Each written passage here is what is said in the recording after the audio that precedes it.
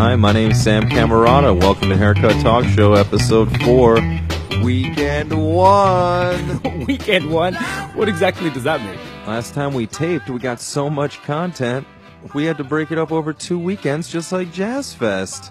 What a timely idea, dude. Yeah, we're going to give you a taster this weekend, blow it out next weekend. All right, so with all your jazz festing over the next couple of weeks, you'll be able to enjoy a Jazz Fest sized edition of the Haircut Talk Show. This is what you're telling me?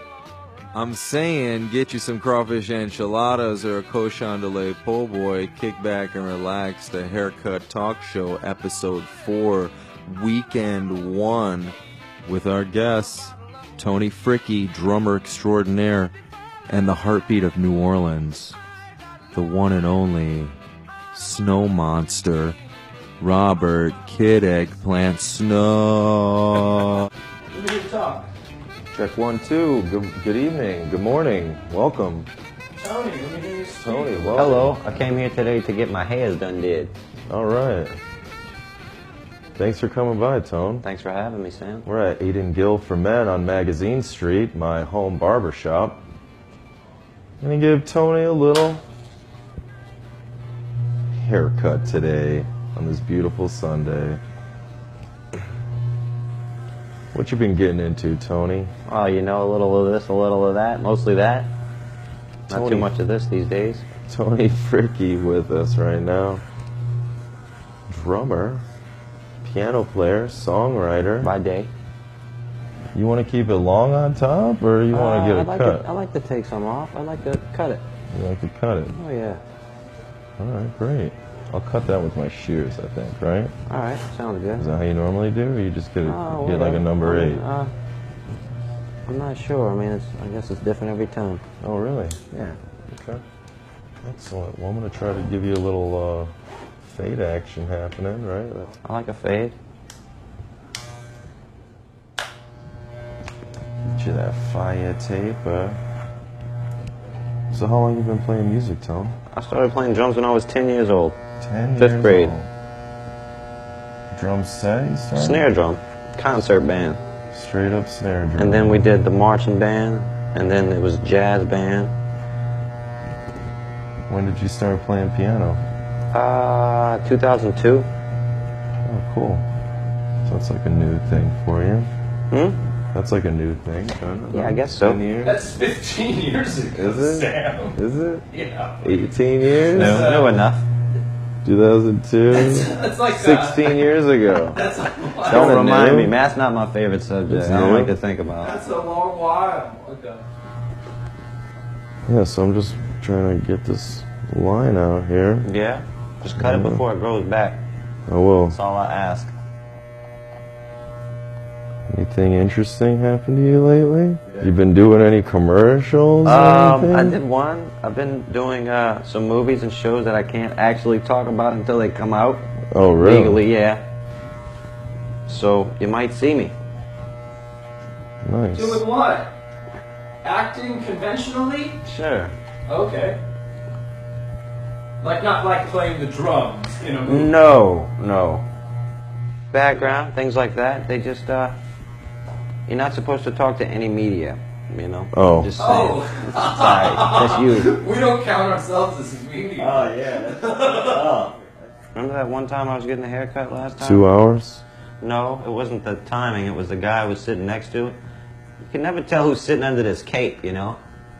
And I said, well, it doesn't matter if you mess up my hair. It's not like I have to go to court in the morning. And the guy didn't laugh at all. And when he got up to leave, he took his cape off. And that's when I saw that he was a member of the New Orleans Police Department. You just never know who's under that cape. Something to think about, folks.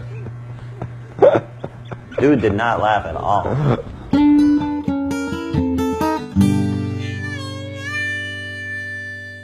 It's a haircut talk show.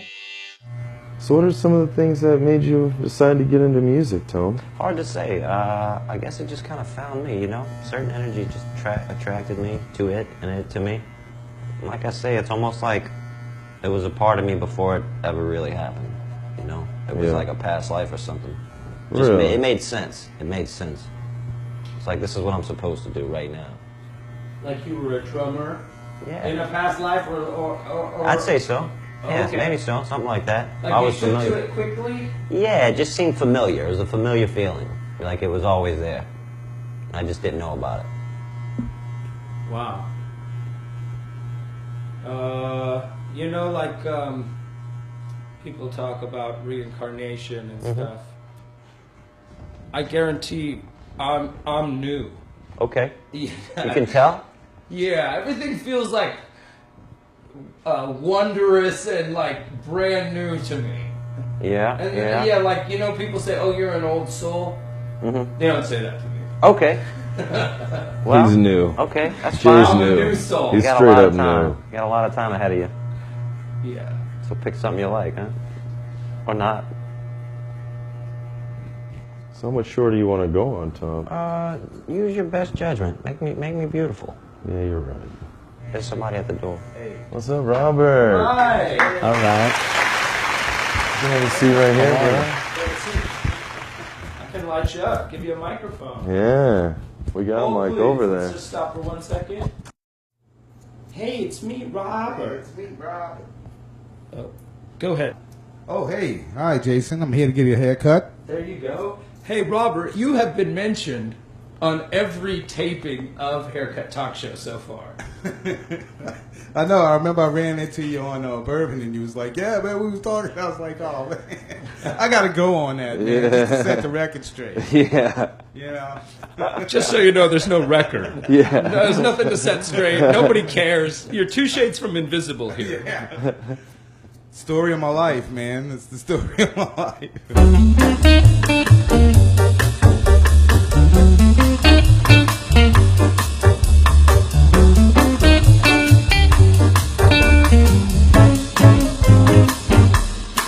Cool, man. It's nice being here. Nice seeing Sammy cutting that hair. Yeah, you're Little right. Tony from Blackman's Parish in the chair right there. Yeah, little Tony. Jason at the helm. the Is there a controls. big Tony? That's true. Is there a big Tony? There's always a big It's Tony. probably nice when I feel big. Yeah. Down in Venice, there's usually a big Tony somewhere. There's one. There's Yeah. one. Not that big. That's always the case. He's not that big, actually. I know a big Bill who's not that big. It's the regular Bill you gotta watch out for. They just Yeah. call him Bill. They don't put nothing on the front of his name. They don't put Bill. That's just Bill. Not Billy. Not William. No, Bill.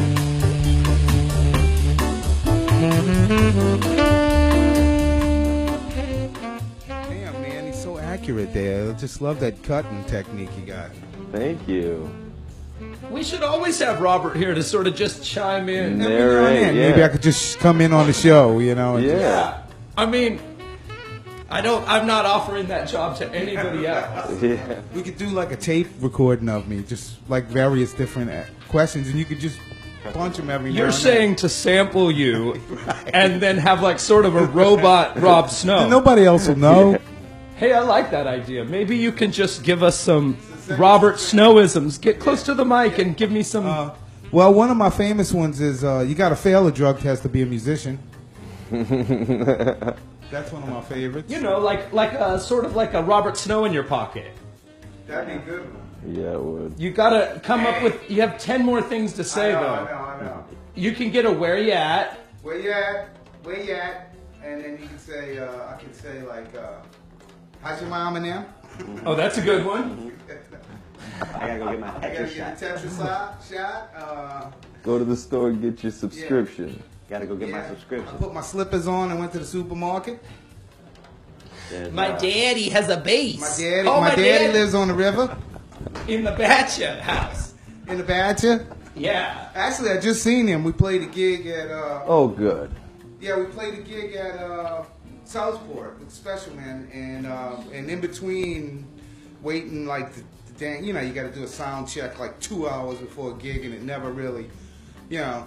It's never the same It's sound. never- I don't know what goes I on. don't Like a get it. circus. I could rolls see into dialing town. in. I could see like dialing in like some general, but then once you get like 200 people come in, the whole thing, the dynamic changes.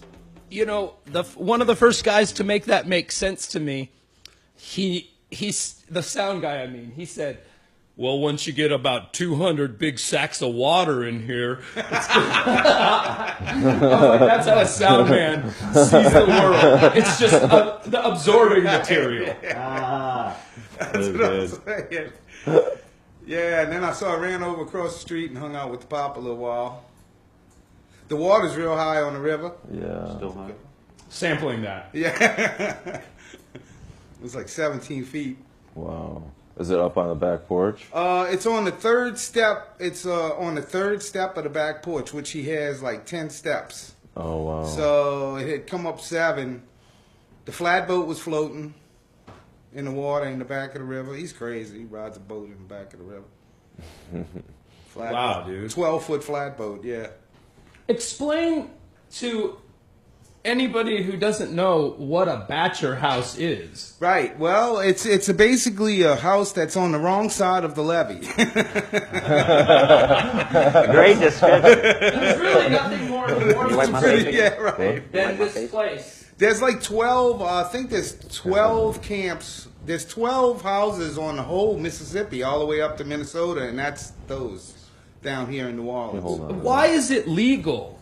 Because, like, you know what I mean? Like, in any other place, they would be, like, trying to shut it down. And, you know, they You probably always can't trying get to. insurance on them. Yeah. You know? Yeah, you can't get insurance on them. They're up like 17 feet in the air, You're on so your that they own. up pretty Yeah, high. yeah. But I think it's privately owned land by a company, like I think LP&L owns the land, and they kind of like got it from probably the railroad company 50, 60, 70 years ago. You grew up in that house. No, I grew up in a house in the 9th Ward, in the Holy Cross, not far from Araby. That's where I grew up. But actually, I was born right around the corner from here on Josephine and Jackson. That was 19. That was before MC Hammer had his hit. That was before MC Hammer. When you could touch this. Right.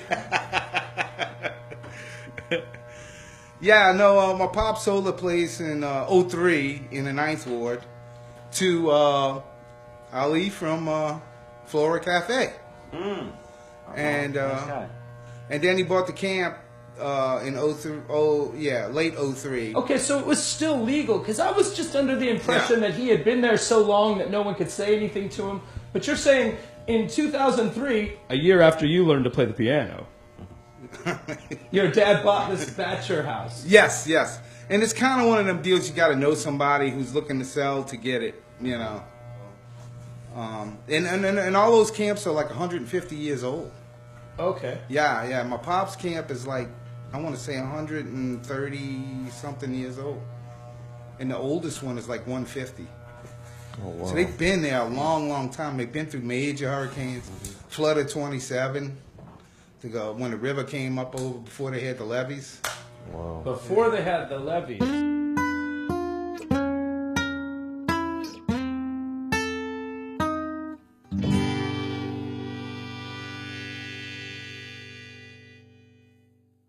There was a great flood in 1927 where the river came up over it. It would have happened. It could happen now too. It's not that it's any different. It's just now we got 18-foot high levees Instead Right. of no levees. Yeah, right. But you know, and it went through Katrina and probably Betsy and all the big hurricanes that hit. Was New that Orleans. house just smashed during Katrina, or? No, the camp. No, it actually was fine. I actually lost my house in St. Bernard, and I wound up going and staying there with my family, with my dad. The bachelor house was the house Perfect. from all your family. That's the one. We that made all it. like everybody was there. The one house we were all telling him, "You can't do this. You're gonna flood." What'd your dad do during the flood? He just stayed at home. He stayed. He evacuated. Well, he went out to the Bywater, Press Street, not far from Mardi Gras Zone, and there was a big, empty facility on Royal, and he stayed there with some friends. And I remember talking to him like as the storm was hitting, and he was like, "The doors are coming in. We got the cars parked in front of the doors. Keep it from pushing open, you know." And that was like the last thing I heard from him. Then I saw him on the news. Damn. On CNN. What? I was like 3 days later, I saw him walking with his guitar over by Franklin Avenue by Flora Cafe. Yeah. Yeah. Wow.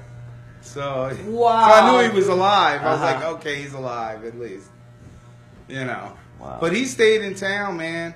He had a Junior G-Man badge. And you know he drives a Grand Marquis, right? So it looks like a cop car. So he put the Junior G-Man badge on the dashboard, and the cops would let him through.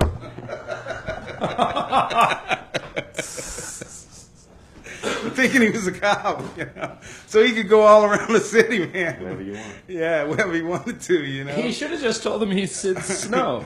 No, he said, I didn't even want to talk to him. They just see my badge and they rolled me through.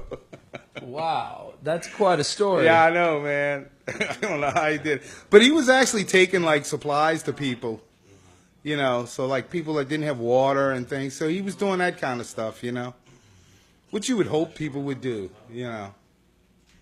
But, yeah, he's crazy. He's still playing. He still plays 4 days a week at the Gazebo on Decatur. 2 to 6, yeah. Yeah, I drive by that place. I keep an eye on everything that's I know, going on in the quarter. Well, I know see you him do, man. sometimes, but it's 4 days a week he plays. Yeah, Friday, Saturday, Sunday, and Monday. I drive by and I'll see him like playing guitar or something, you know. But yeah, he's doing good, man. He's like 76. Still gets around. Yeah. Wears skinny jeans. Wears skinny jeans. Also, your dad has gotten all the life out of that 76 years, I'm saying. Yeah. He did not baby any of it. No, dude. He does eat well. He eats pretty well. He tries to eat right, at least. And, I mean, you know, he just keeps on living, man. You know, it's one of them, like Jack Fine, you know. Yeah. Just keep on living. Let our love begin this minute.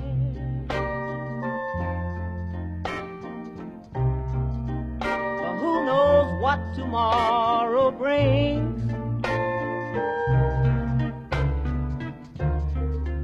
So let's put our hearts and soul in it. Hugging and kissing and everything.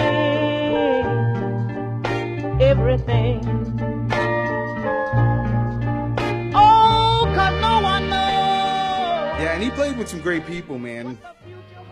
A lot of New Orleans guys. Huey Piano Smith. Is he on I Got Loaded? He's on I Got Loaded. Holy mackerel! Yeah. Holy smackerel. I can't believe that. A bunch of Eddie Bo stuff. He did a bunch of Eddie Bo. Let our love begin this minute. We were figuring that song out, and we played it one night with him at the old Larrabee Bar, and he could not remember it. And I was like, dude, you was on this track. I was like, It's like, was can't I? remember. Yeah, Was Robert's like, hey Sammy, learn the guitar part to this song. It's my daddy playing it. And Anthony Donato's like, yeah, play like Syd Snow, Sam. I'm like, oh great, thanks. Yeah, he was in with a lot of those guys, a lot of those early guys, a lot of the Lasties who were famous New Orleans. Joe. Fish, yeah. Fish. Well, before Fish, he was playing with, like, you know, Papide and Miss Betty Ann, who is Herlin's mom. Herlin Riley's mama. Yeah, those kind of. Poop. Jesse Hill. He was on that track? No, but he worked with Poop a lot. Oliver Morgan. Right now.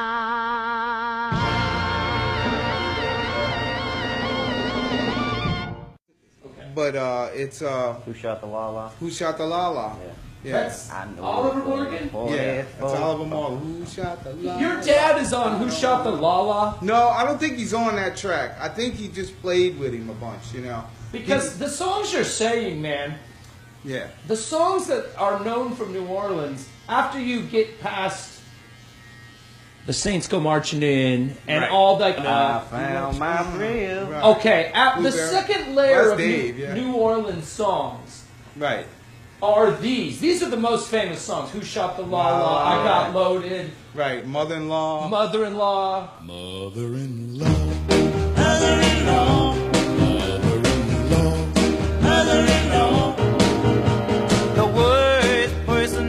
He was probably on some K Doe recordings, you know, because he was good friends with K Doe. You know. Wasn't he on some Elvis or something? Yeah, he recorded with Elvis and Muscle Shoals. He's on Pink Cadillac. A bunch of repeat, you know, Elvis stuff that he kind of like were covers that Elvis did. Played bass on Suspicious Minds. Oh, yeah? Are you kidding me? Yeah, that was my pop What? on bass. Studio session work. What? Muscle Shoals. He did Rosie and the Originals, Angel Baby. That's my daddy on guitar, which happened to be John Lennon's favorite guitar part. Wow. You know what we're going to do in this part? Is You we're give going to him play more. snippets of all these little songs. Yeah, go ahead. Yeah. Because this is unbelievable. You're like an angel, too good to be true. But after all, I love you, I do. Angel baby, my angel baby. Okay, so I wanted to ask, Muscle Shoals is in Alabama. Yeah, famous, huh? Yes, very famous place. Did they bring New Orleans people up there? Yeah, he brought a bunch of New Orleans guys there. Well, you know, Elvis was big around New Orleans anyway because he was a Tupelo. Okay, so Yeah, they brought a bunch of New Orleans guys there, and because he had always hung around. So I remember K Doe told me, he said he was always peeping around at my show. Ernie K Doe told you that Elvis was always hanging I out. said, in hey his- man, K Doe, what did you think about Elvis? He said he was always peeping around at my show. Wow, dude. He said, I'll tell you a guy I used to like was Roy Orbison. That was Ernie K Doe liked Roy Orbison? Yeah, man. It's awesome. God, dude, what a great thing. I'm so happy that came out. Like, that's on my show. I had something to do with that coming into the world. That's what he told me. Didn't like James Brown. He didn't like James Brown. No, he said he can't dance like me, he ain't got hair like me, and he don't look like me. What happened was they bumped K Doe at the Apollo. He wanted to go on last, and James Brown was there, and James Brown wanted to go on last, and they bumped K Doe Okay. down to before. didn't forget about and it. K Doe never forgot about that. We're caught in a trap.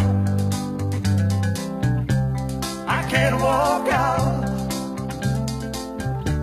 because I love you too much, baby. Elvis knew about the guys and said, I'm going to have a recording session. We should bring these guys up from New Orleans. Yeah, I'm assuming that's how it went. I never went that deep, but he told me, he said he went up with a bunch of guys from New Orleans. He said he came out, he said when he first, I said, well, what happened when he first met him? He said he came out with a brand new Fender P bass and a big fat joint in his mouth. I said, when man, your that must have been awesome. Yeah, that's when your dad had met Elvis. Right, yeah. And then they went to proceeding to lay down tracks. And, yeah, that was it. The rest was... So they met him at the studio? Yeah, he came into the studio, and he did. I don't think he laid down any really vocal tracks. It was separate, but he came in and he was hanging out. with Yeah, the smoking guys. weed and playing bass. Yeah, checking them out. That's a good way to start any good session. It is. Yeah. Get the bass tones dialed in and a couple joints going. Get in tune, man. Get in tune. Yeah, it was crazy. He did been through some stuff. Played with a bunch of cats. We can't go on together with suspicious minds. And we can build our dreams on suspicious minds. Thanks for listening. Make sure you check out our website, haircuttalkshow.com, and tune in next weekend for episode 4, weekend 2. Yeah, enjoy yourselves. Put on sunscreen. Drink water. Water. I mean, you can have a lot of alcohol, but you need to drink water as well. Yeah. Be safe out there. Haircut Talk Show.